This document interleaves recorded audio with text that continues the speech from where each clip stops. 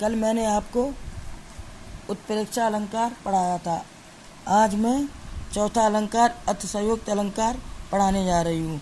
अतिशयोक्त अलंकार की परिभाषा: जहाँ किसी बात को इतना बड़ा चढ़ाकर कहा जाए कि जिसका होना सामान्य स्थितियों में संभव न हो, वहाँ अतिशयोक्त अलंकार होता है। जैसे हनुमान की पूंछ में लग न पाई आग, सारी लंका जल गई, गए निशाचर भाग।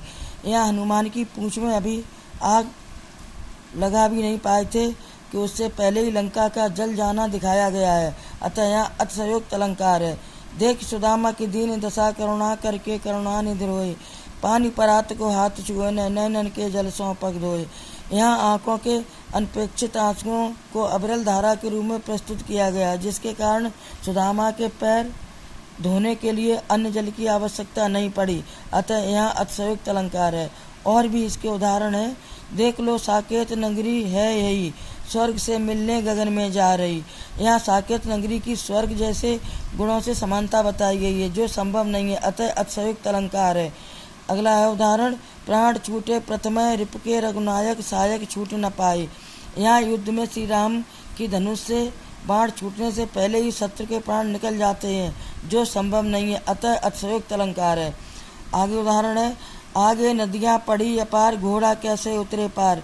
राणा ने सोचा इस पार, तब तक घोड़ा था उस पार। रास्ते में आई नदी कैसे पार की जाए, यह राणा प्रताप सोच ही रहे थे कि तब तक चेतक नदी पार हो गया, जो सत्यता से परे लगता है। मतलब ये बात सत्य नहीं हो सकती है, इसलिए यहाँ अतिशयोक्त अलंकार है।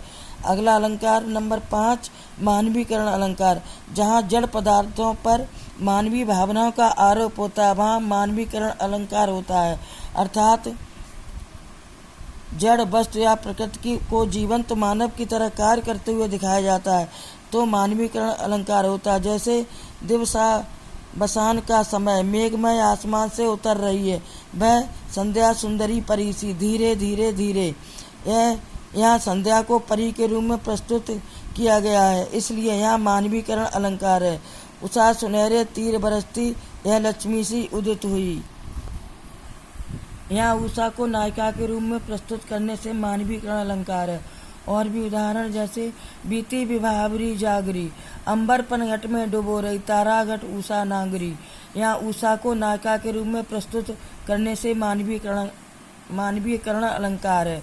मेघ आए बड़े बंठन के समर के, यहाँ मेघ को शहरी मेहमान के रूप में प्रस्तुत करने से मानवीकरण अलंकार है। वसुंधरा बिखेर देती मोती सबके सोने पर, रवि बटोर लेता है उनको सदा सवेरा होने पर। यहाँ वसुंधरा और सूर्य को मानवीय क्रियाएं करते दिखाया गया, अतः मानवीकरण अलंकार है। पवन झुलावे के कीर बतरावे देव, कोकिल हलावे डुल हुलसावे कर तारी दे। यहाँ पवन केकी कीर और कोयल को मानवीय क्रिया करते दिखाया गया है, अतः मानवीकरण अलंकार है। अगला उदाहरण: पूरित पराग सो उतारों कर राई नौन, कंजकली नायिका लतान सिर सारी दे। यहाँ कंजकली को नायिका के रूप में प्रस्तुत किए जाने से मानवीकरण अलंकार है। अगला उदाहरण: अभी समय भी नहीं थकी सोई है मेरी मौन व्यथा। यहाँ व्यथा को मानवीय क्रियाएं करते दिखाने से मानवीकरण अलंकार है। अगला है: कहीं सांस लेते हो घर घर भर देते हो। यहाँ बसंत को मानवीय क्रियाएं करते हुए दिखाए जाने के कारण मानवीकरण अलंकार है। किनारे कई पत्थर पी रहे चुपचाप पानी।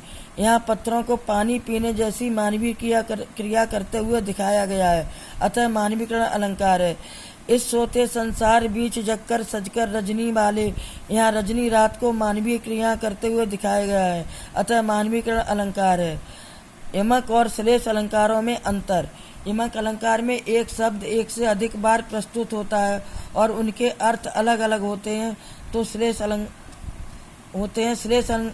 अलंकार में प्रयुक्त किसी एक शब्द के अर्थ एक से अधिक होते हैं। जैसे कनक कनकते सौगनी, मादकता अधिकार। यहाँ एक कनक का अर्थ है धतूरा और दूसरे कनक का अर्थ है सोना, इसलिए यहाँ यमक अलंकार है। दूसरा है मंगन को दे के पट देत बार बार। यहाँ प्रयुक्त पट एक ही शब्द के दो अर्थ हैं, जैसे एक पट मीन्स वस्त्र और दूसरा कपाट, इसलिए यहाँ श्लेष अलंकार है। अगला है उपमा और रूपक अलंकारों में अंतर। उपमा अलंकार में उपमेय और उपमान में किसी वाचक शब्द से समानता दिखाई जाती है। रूपक अलंकार में उपमेय और उपमान में अभेद रूप आरोप होता है। इसमें वाचक शब्द का प्रयोग नहीं होता, जैसे पीपर पात सरिस मंडोला। इसमें पीपर पात सरिस मंडोला, इसमें मन को पीपल के पत्ते के समान बताया गया है, इसलिए यहाँ उपमा अलंकार है। अगला चरण कमल बंधों हरे राई, यहाँ पर रूपक अलंकार है। रूपक और उत्प्रेक्षा अलंकारों में अंतर। रूपक अलंकार में उपमेय और उपमान में अभेद रूप आरोप होता है। उत्प्रेक्षा अलंकार में उपमेय और उपमान में भेद रूप आरोप होता है। इसमें आरोप करने के लिए उपमेय उपमान जैसा प्रतीत होता है। इसके लिए मानो मनो आदि शब्दों का प्रयोग होता है, जैसे चरण कमल बंधों, चरण कमल सुशोभित हो रहे हैं, इसमें रूपक अलंकार है। चरण मानो कमल है, उत्प्रेक्षा अलंकार है। बच्चों कल इसी चैप्टर के प्रश्नोत्तर लिखवाएंगे।